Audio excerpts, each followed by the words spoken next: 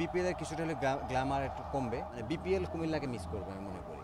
বিরাট কোহলি এবং রোহিত শর্মা আপনাদের এমকেএস এর ব্যাটের প্রমোশন করলেন, গল্পটা একটু শুনতে চাই। না গল্পটা তেমন কিছু না, এটা আমি অনেক আগে একটা প্ল্যান করেছিলাম। মিরাজকে বলেছিলাম যে মিরাজ, আমি যদি একটা ওকে ব্যাট দিই, তুমি কি ওকে দিতে পারবা? তো বলে হ্যাঁ ভাই পারবো। তো এটা আসলে ও আমাকে 2-3টা ব্যাট দিয়েছিল। তো আমি যখন ওর সাথে খেলতাম, তো ওই দিক থেকে চিন্তা করলাম যে আমিও তো ফ্যাক্টরি এখন দিয়েছি, ওদের ব্যাটটাও একটা দিই আর কি, তো কেমন ওর একটা রেসপন্স।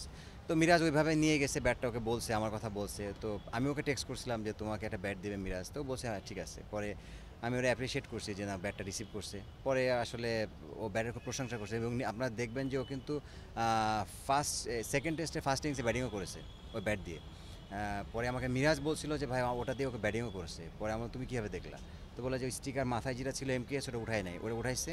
তো ওখানে লেখা ছিল যে এমকেএস। তো এটা আমার জন্য মনে করি অনেক বড় ব্যাপার, কারণ তাকে ব্যাট দিয়েছি এবং সে ব্যাটটা যে খেলেছে এটা অনেক বড় ব্যাপার। এবং সে খুব ভালো ফিডব্যাক দিয়েছে মিরাজকে। এটা আমি মনে করি যে এমকেএসের জন্য খুব বড় একটা অ্যাচিভমেন্ট। প্রিপারেশন আমি শুরু করলাম মাত্র ফিটনেসের কাজ। আমি সেই প্রিমিয়ার লিগের পর থেকে লন্ডনে ছিলাম, ওখানে লিগ খেলেছি, ক্রিকেট অনেক খেলেছি, বাট ফিটনেস নিয়ে আসলে অত বেশি কাজ করা হয় নাই খেলার ভিতরে থাকলে। এখন যেটা হচ্ছে যে বিপিএলের জন্য সামনে এনসিএল আছে, এটার জন্য আমি ফিটনেসে কাজ শুরু করছি। চেষ্টা করবো যে সামনে ম্যাচগুলোতে পার্টিসিপেট করা, নিজেকে ভালোভাবে ফিট রেখে খেলা। এনসিএলে কোন দলের সাথে খেলেন?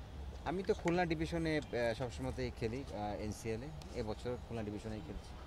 ওকে, এনিওয়ান প্লিজ। ভাইয়া লাস্টবার আপনি কুমিল্লায় খেলেছেন, কুমিল্লা দলটা এত বছর ছিল, এবার নাই। সেক্ষেত্রে আপনি কি বলবেন ব্যাপারটা নিয়ে?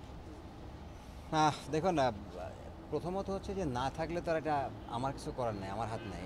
যেহেতু কুমিল্লার মতো ফ্র্যাঞ্চাইজি একটা, আমি মনে করি যে বিপিএলে থাকাটা কিন্তু বিপিএলের জন্য ভালো, কারণ ওনারা এত বড় একটা দল এবং সবসময় ভালো টিম তৈরি করে, বড় বড় তারকা প্লেয়ার নিয়ে আসে। আমি মনে করি যে এটা ওই দিক থেকে যদি বলেন যে বিপিএলের কিছুটা হলে গ্ল্যামার একটু কমবে, কারণ ওরা যেভাবে প্লেয়ার নিয়ে আসছে, হয়তো বা আমি জানি না এবছর হয়তো বা ওরকমভাবে প্লেয়ার আনবে কিনা, বাট মানে বিপিএল কুমিল্লাকে মিস করবে আমি মনে করি। আপনার সঙ্গে কোনো টিমের কথা হচ্ছে কিনা? রিটেনের একটা ব্যাপার তো থাকে প্রতিবারই। 2-1টা টিম বলেছে, বাট আসলে ওইটা আসলে অফিসিয়ালি ওইভাবে কিছু হয় নাই, বাট মৌখিকভাবে কথা হয়েছে। তা আমি মনে করি যে আগামী তো 14 তারিখে আমাদের অকশন, তারপরে আসলে বোঝা যাবে কি হবে। এখনও আমি মনে হয় গ্রেড সিস্টেমটাও আমিও নিজেও জানি না যে আমরা কোন গ্রেডে আছি। এটা একটু দেখি, আর কয়েকটা দিন পরে তারপরে দেখা যাবে।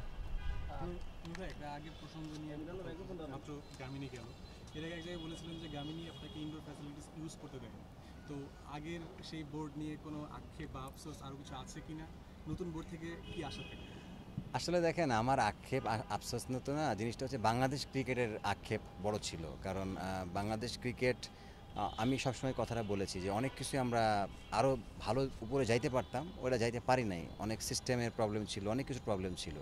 যে জিনিসটা আমরা এবারে আশা করছি যে যেভাবে প্রসেস দেখছি, ফারুক ভাইয়ের বোর্ডের যে প্ল্যানিং দেখছি, এবং সব কিছু উনি ক্লিয়ারভাবে বলে দিচ্ছে মিডিয়াতে কি কি করতে চাচ্ছি বা কি কি করেছে, এটা আমার কাছে মনে হয় স্বচ্ছতা খুব ভালো আছে। এবং এই জিনিসটা ভালো, এবং এরকম করতে থাকলে আমার মনে হয় যে আমি শিওর যে আমরা খুব ভালোভাবে একটা ক্রিকেটিং নেশন আছি। বাট আমার মনে হয় যে আমাদের ইনফ্রাস্ট্রাকচার বলেন, সব কিছু আরও সুন্দরভাবে আমরা করতে পারবো।